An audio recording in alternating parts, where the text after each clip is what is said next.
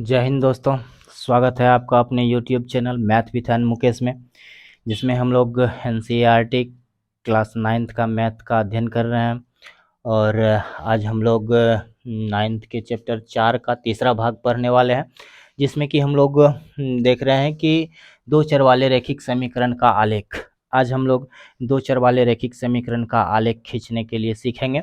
ठीक है, उससे पहले थोड़ा सा कुछ पॉइंट्स हैं उसको हम लोग नोट कर लेते हैं, जिससे कि हम लोगों को आगे समझने में आसानी होगी। ठीक है, तो सबसे पहले हम लोग देखते हैं कि इसका आलेख क्या होता है। दो चर वाले रैखिक समीकरणों का ज्यामितीय रूप उनका क्या कहलाता है? आलेख कहलाता है। दो चर वाले रैखिक समीकरण का ज्यामितीय रूप उसका आलेख कहलाता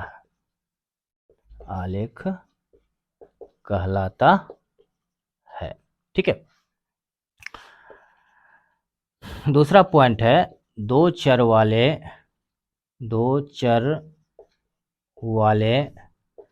रैखिक समीकरण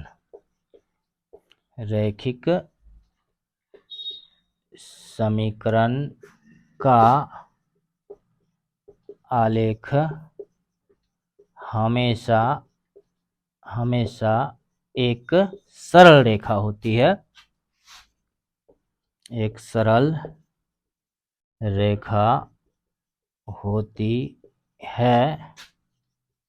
जिसका प्रत्येक बिंदु उसका हल या मूल होता है। ठीक है, तो हमने क्या देखा कि दो चर वाले रैखिक समीकरण का अनंत हल होता है, जिसका कि उसका आलेख जब हम बनाएंगे तो वो आलेख क्या होगा? एक सरल रेखा होगी, और उस सरल रेखा का प्रत्येक बिंदु जो है क्या होगा? उसका एक हल होगा। मतलब जो है सो उस सरल रेखा पर जितने भी बिंदु होंगे उसका जितना भी कोऑर्डिनेट होगा, एक्स और वाई का वैल्यू आएगा, उस समीकरण में हम रखने पर हम देखेंगे कि वो उसको संतुष्ट करेगा। ठीक है, इसको हम लोग क्वेश्चन के माध्यम से समझेंगे। इन दोनों पॉइंट को आप लोग नोट कर लें। ठीक है, या स्क्रीनशॉट ले लें। अब हम लोग इसको समझने के लिए डायरेक्ट चैप्टर में ही जाएंगे और वहीं से क्वेश्चन सॉल्व करेंगे, और वहीं से हम लोग को समझ में आ जाएगी कि किस तरह से आलेख हमको खींचना। एकदम आसान है, आप लोग बनाएंगे तो अच्छा लगेगा। आपको लगेगा अरे वाह, देखने में भारी लग रहा था लेकिन है तो आसान ही। तो आज हम लोग देखते हैं अब प्रश्नावली 4.3। प्रश्नावली 4.3। ठीक है, प्रश्नावली 4.3 हम लोग देखते हैं अब। चलिए लोग ले ले, पहले ब्लैक पेन ले ले। आइए, कह रहा है कि दो चर वाले निम्नलिखित रैखिक समीकरणों में प्रत्येक का आलेख खींचिए। आलेख खींचने के लिए कह रहा है, हम इसमें 4 क्वेश्चन दिया हुआ है, 2 का आलेख हम खींच के आपको दिखा दे रहे हैं। चलिए, पहला नंबर क्वेश्चन है, पहला का पहला क्या दिया हुआ है? x प्लस वाई बराबर 4। x प्लस वाई बराबर 4। इसको हम क्या बोले थे कि एक वेरिएबल को इधर रखना है, दूसरे को उधर ले जाना है, तो y बराबर क्या हो जाएगा? 4 माइनस एक्स हो जाएगा। ठीक है, अब इससे हम ग्राफ बना लेंगे। ग्राफ बनाने के लिए सबसे पहले हमको क्या करना पड़ेगा? टेबल बनाना पड़ेगा, और इसका कम से कम 2 वैल्यू ज्ञात कर लेंगे। 3 वैल्यू अगर ज्ञात करेंगे तो ग्राफ बनाना हमको ज्यादा आसान रहेगा। 2 वैल्यू निकालेंगे तो और भी आसान रहेगा, लेकिन सटीकता में थोड़ी कमी आ सकती है। लेकिन 3 वैल्यू निकालेंगे तो पूरी वो सटीक आएगी। तो अब देखिए कि अगर x का वैल्यू हम 0 रखते हैं, सॉरी यहाँ x वाई ले लेते हैं पहले। अब देखिए अगर x का वैल्यू 0 रखते हैं तो क्या हो जाएगा? 4 माइनस 0, तो y बराबर 4 हो गया। अगर हम x का वैल्यू 1 रखते हैं तो y का वैल्यू कितना हो जाएगा? 4 में से 1 गया, 3 बच गया। अगर x का वैल्यू 2 रखते हैं तो y का वैल्यू 4 में से 2 गया, 2 बच गया। चलिए, अब इसका हम लोग क्या करेंगे? ग्राफ खींचेंगे। ग्राफ खींचने के लिए सबसे पहले हमको क्या करना होगा, एक्स अक्ष और वाई अक्ष बनाना होगा। ये इसका मूल बिंदु हो गया, इधर 1 2 3 4 सोन, ये x x dash, y y dash, इधर -1 -2 -3 -4, इधर हो गया -1 -2 -3 1 2 3 4। आइए अब देखते हैं कि इसका ग्राफ हम लोग कैसे खींचेंगे। हो सकता है दूरी थोड़ा सा कम ज्यादा हो गया हो, आप लोग उसको अनुमान से बराबर बराबर लेंगे, ठीक है। अब देखिए कि पहला क्या आ रहा है, 0 4, एक्स का वैल्यू 0 लेने पर वाई का वैल्यू कितना आ रहा है, 0 4, तो ये क्या हो गया 0 4, ठीक। उसके बाद x का वैल्यू 1 तो y का वैल्यू 3, x का वैल्यू 1 तो y का वैल्यू 3, तो ये देख रहे हैं तो क्या हो जाएगा 1 3। उसके बाद देख रहे हैं x का वैल्यू 2 तो y का भी वैल्यू 2, x का वैल्यू 2 y का वैल्यू 2, तो ये आ रहा है यहाँ, ये क्या हो गया 2 2। अब इस तरह से इस तीनों बिंदु को मिलाते हुए हम एक लाइन खींच देंगे, तो यही क्या कहलाएगी, इसकी ग्राफ कहलाएगी, ठीक है। ये क्या हो गया, x प्लस वाई बराबर 4, इसी का ये ग्राफ हो गया। आ गया समझ में, एकदम आसान था। चलिए इसी का देख लेते हैं, जो थोड़ा भारी होगा वो वाला निकाल लेंगे, सब तो सेम ही है। तो चलिए दूसरा नंबर ही देख लेते हैं। इसका दूसरा नंबर क्या कह रहा है, x माइनस वाई बराबर, x माइनस वाई बराबर आपको दिया गया है 2, x माइनस वाई बराबर 2 दिया गया। अब देखिए कि हम लोग क्या करेंगे, y को उधर ले जाएंगे तो y बराबर कितना हो जाएगा, 2 को इधर ले आएंगे तो x माइनस 2, ठीक। अब देखिए इसका एक चार्ट बनाएंगे, पहले चार्ट बनाने के लिए हम लोग क्या करेंगे, x और y लेंगे, ठीक। x का वैल्यू 0 तो y का वैल्यू, x का वैल्यू 0 रखेंगे तो y का वैल्यू -2 ना, y का वैल्यू -2। x का वैल्यू अगर हम रख लेते हैं 1 तो y का वैल्यू -1, x का वैल्यू 2 रखते हैं तो y का वैल्यू 0। चलिए इसका भी हम लोग ग्राफ बना लेंगे।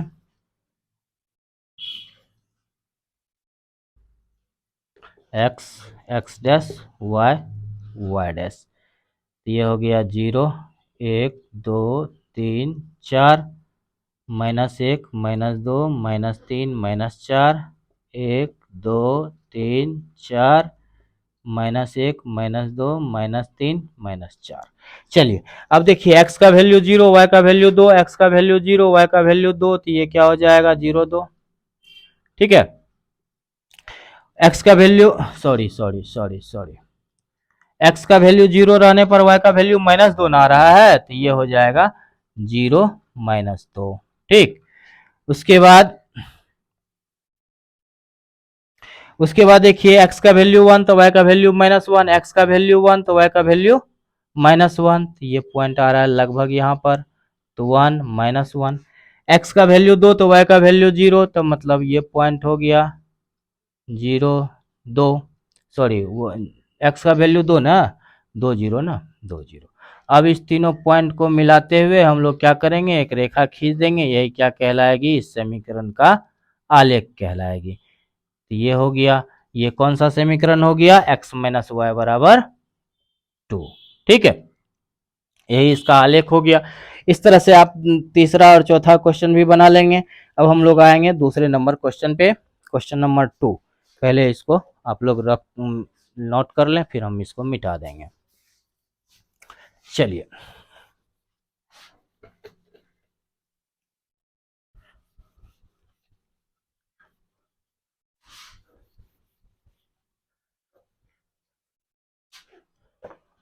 अब हम लोग आते हैं तीसरे नंबर क्वेश्चन पे, सॉरी दूसरे नंबर क्वेश्चन पे।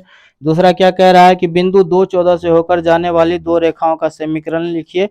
इस प्रकार की कितनी रेखाएं और खींची जा सकती है और क्यों। क्वेश्चन नंबर 2 ना, अनंतः अनेक रेखाएं खींची जा सकती है। क्या कह रहा है कि 2 14 कितना दिया हुआ है, मान लीजिए एक पॉइंट ए है, इसका कोऑर्डिनेट कितना दिया गया है आपको, 2 14 दिया गया है, ठीक है। तो ज्यामिति में हमने क्या पढ़ा है कि किसी भी बिंदु से होकर अनगिनत रेखाएं खींची जा सकती है ना। तो इस पॉइंट ए से भी अनंत रेखाएं खींची जा सकती है। एग्जाम्पल में देखिए, बिंदु ए से होकर अनंत रेखाएं खींची जा सकती है, ठीक है। रेखाएं खींची जा सकती है इस प्रकार की, और कितनी रेखाएं खींची जा सकती है और क्यों, ठीक है। अब देखिए एग्जाम्पल में हम लोग लिख लेते हैं x प्लस वाई बराबर हो गया 16, ठीक। 2x plus 3y, 2x plus 3y बराबर 6, 3 दूनी 6, 14 42, 6 48, ठीक है। x माइनस वाई बराबर हो गया -12। इस सारी से बहुत सारी और भी रेखाएं खींची जा सकती है या समीकरण बनाया जा सकता है। चलिए क्वेश्चन नंबर 3 में आते हैं हम लोग। क्वेश्चन नंबर 3 क्या कहता है, यदि बिंदु इतना समीकरण इतना के आलेख पर स्थित है तो a का मान ज्ञात कीजिए। अब देखिए अकॉर्डिंग टू क्वेश्चन क्या दिया हुआ है, या गिवन इक्वेशन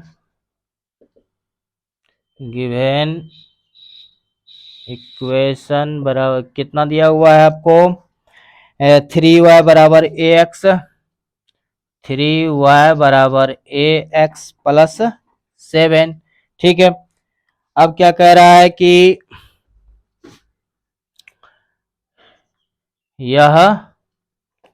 यह किससे गुजरती है, 3 4 से गुजरती है, 3 4 से गुजरती है, इसीलिए 3 गुना 4 बराबर 1 गुना 3 प्लस 7, या 12 बराबर 3a प्लस 7, या 3a बराबर 7 5 12 5, या a बराबर 5/3। a बराबर कितना आ गया आपको, 5/3 आ गया। यही हो गया इसका आंसर। आप इसको नोट डाउन कर लीजिए, फिर हम लोग आगे बढ़ेंगे। चलिए हम लोग 3 नंबर क्वेश्चन तक बना लिए, चौथा नंबर क्वेश्चन बनाएंगे। पहले जरा इसको रफ कर लें।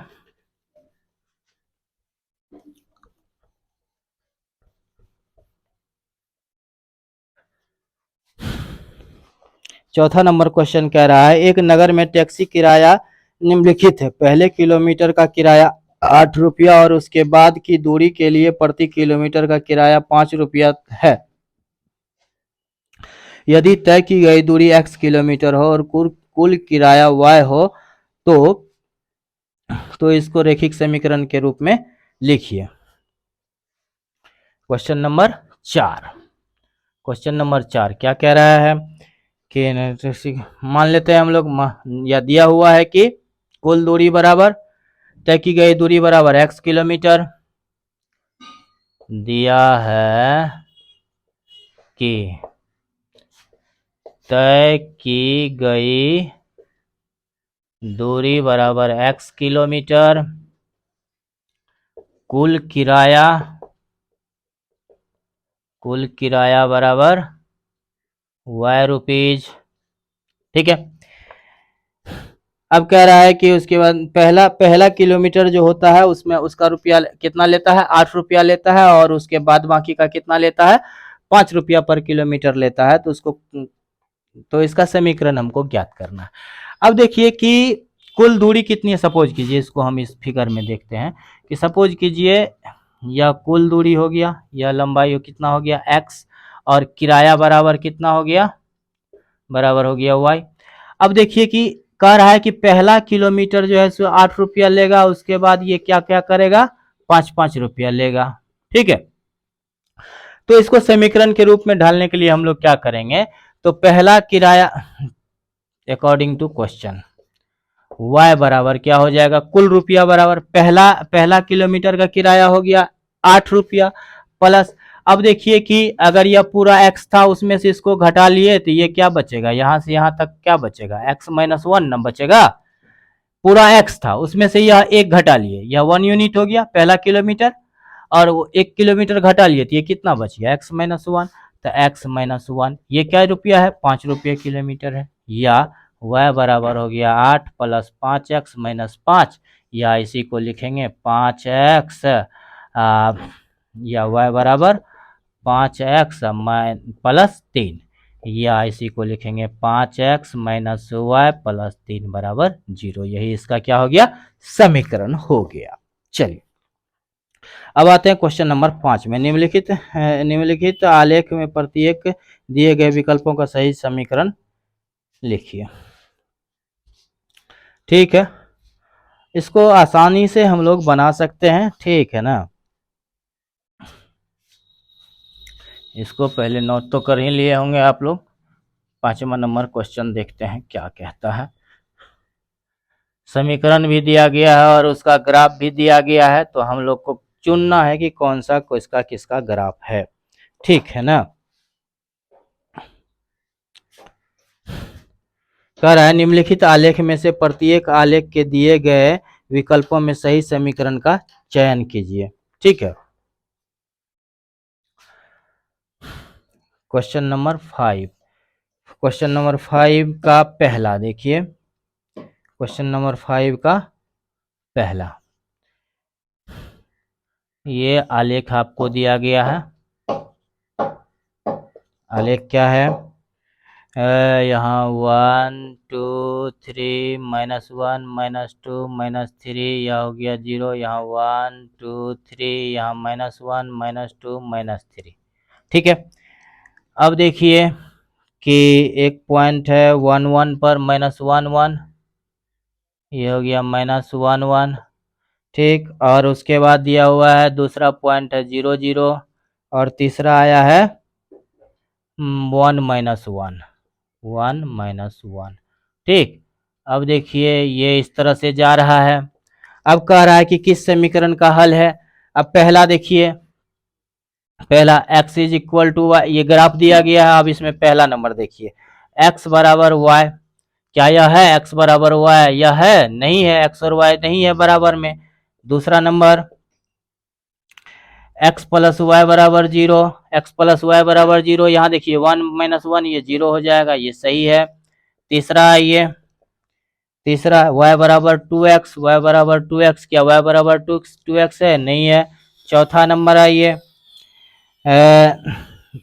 2 + 3 है, y बराबर 7x, क्या ये है, ये भी नहीं है। चलिए 5 का पहला देख लिए हम लोग। 5 का ये पहला पार्ट था, इसका दूसरा पार्ट आप लोग आराम से अपने से बना लेंगे। अब आते हैं क्वेश्चन नंबर 6 में, ठीक है। क्वेश्चन नंबर 6 क्या कहता है, एक अचर बल लगाने से एक पिंड द्वारा किया गया कार्य पिंड द्वारा तय की गई दूरी के अनुक्रमानुपाती होता है। इस कथन को दो चर वाले एक रैखिक समीकरण के रूप में व्यक्त कीजिए और अचर बल 5 मात्रक लेकर इसका आलेख खींचिए यदि पिंड के द्वारा तय की गई दूरी 2 मात्रक और 0 मात्रक हो, ठीक है। क्वेश्चन नंबर 6, माना कि दूरी बराबर x और किया गया कार्य बराबर y।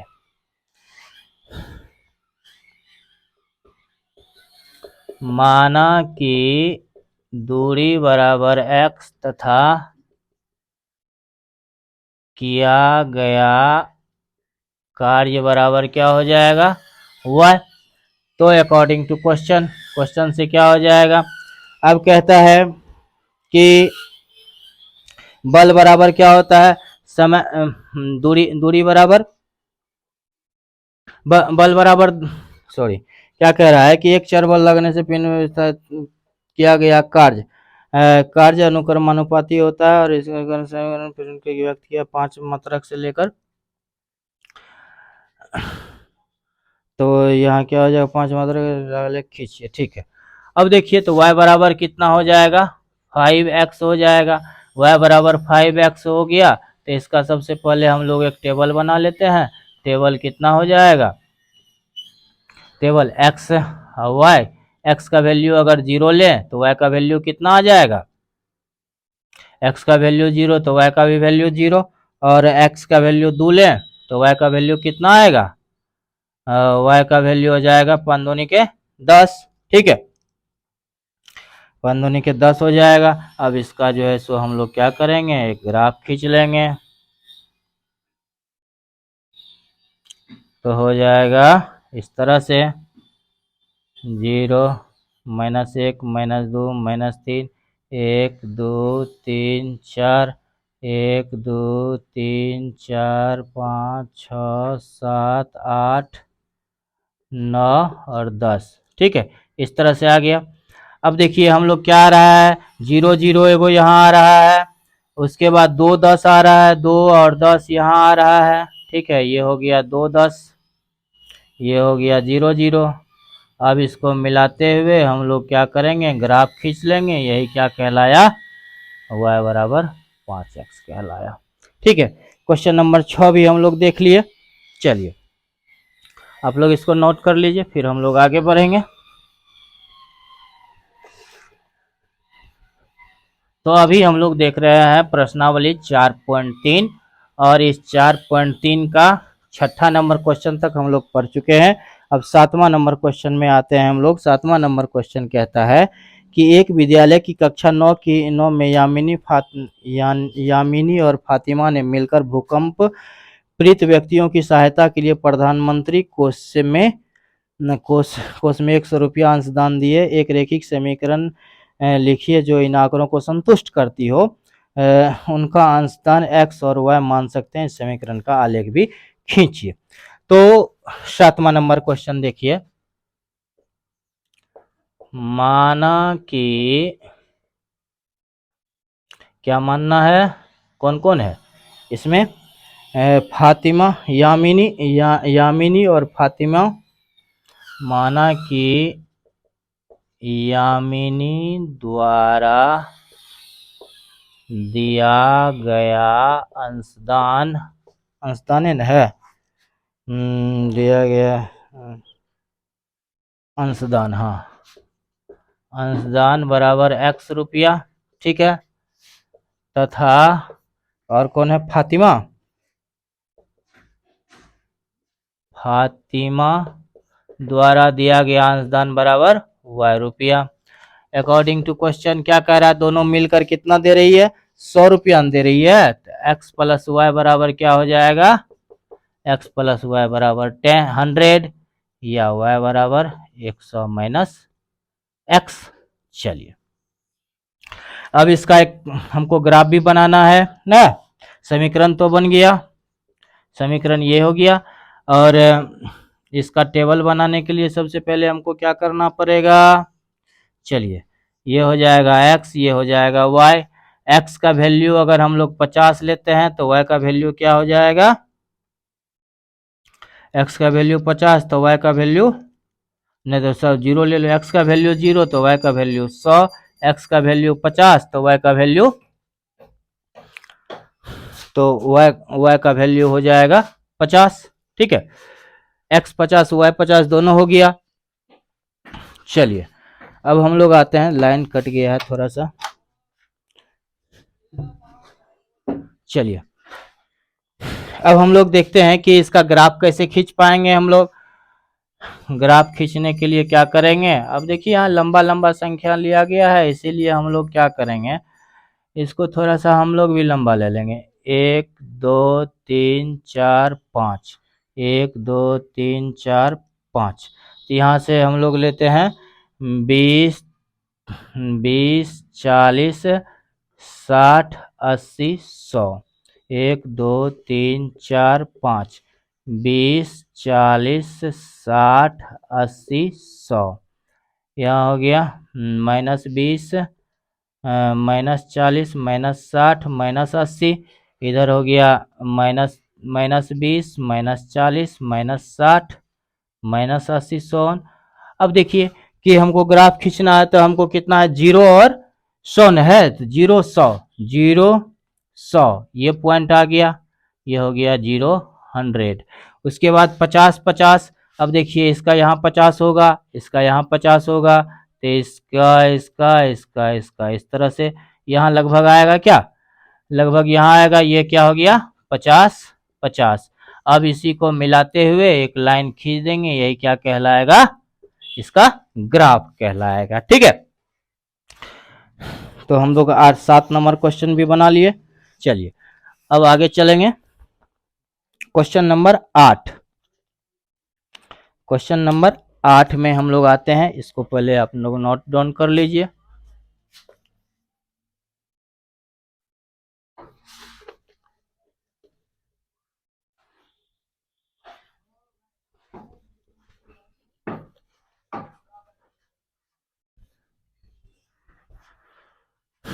अब देखिए क्वेश्चन नंबर 8 क्या कहता है। क्वेश्चन नंबर 8 कहता है कि अमेरिका और कनाडा जैसे देशों में तापमान फ़ारेनहाइट में मापा जाता है, जबकि भारत जैसे देशों में तापमान सेल्सियस में मापा जाता है। जहां फ़ारेनहाइट और सेल्सियस का रूपांतरित करने के लिए निम्नलिखित रैखिक समीकरण दिया गया है। तो गिवन दैट क्या दिया गया है, F बराबर 9/5C 9/5C plus 9/5C plus 32। ठीक है, चलिए F का वैल्यू हम लोग देख लिए। अब देखिए कि कह रहा है कि पहला नंबर क्वेश्चन, सेल्सियस को x अक्ष और फ़ारेनहाइट को y अक्ष मानकर ऊपर दिए गए रैखिक समीकरण का आलेख खींचिए। अब देखिए इसका आलेख खींचने का रहा है, तो आलेख खींचने का रहा है तो हम क्या करेंगे, सेल्सियस को x न मानना है, क्या करना है, x अक्ष को सेल्सियस, c को x अक्ष मानना है। ठीक, तो इससे पहले हम लोग क्या करेंगे, इसका सबसे पहले एक टेबल बना लेंगे। टेबल बनाने के लिए हमको क्या सब लेना होगा, यहाँ x के बदले में c लेंगे और y के बदले में f लेंगे। अब देखिए अगर हम x का वैल्यू, c का वैल्यू 0 रखते हैं तो f का वैल्यू क्या हो जाएगा, 32 हो जाएगा। ठीक है, अगर मान के चलिए x का वैल्यू, c का वैल्यू 10 रखते हैं, 10 रखते हैं तो इसका हो जाएगा 9 दूनी 18, 32 कितना हो जाएगा, 50, ये हो जाएगा 50। ठीक है, 10 50। अब इसको हम लोग क्या करेंगे, इस ग्राफ में ले आएंगे। 1 2 3 4 5, 1 2 3 4 5, 1 2 3 4 5, 1 2 3 4 5। अब देखिए यह हो गया 10 20 30 40 50, 10 20 30 40 50। ठीक है, ये हो जाएगा -10 -20 -30 -10 -20 -30। अब देखिए कि पहला 0 32, तो 0 अब 32 लगभग यहाँ आ जाएगा 0 32।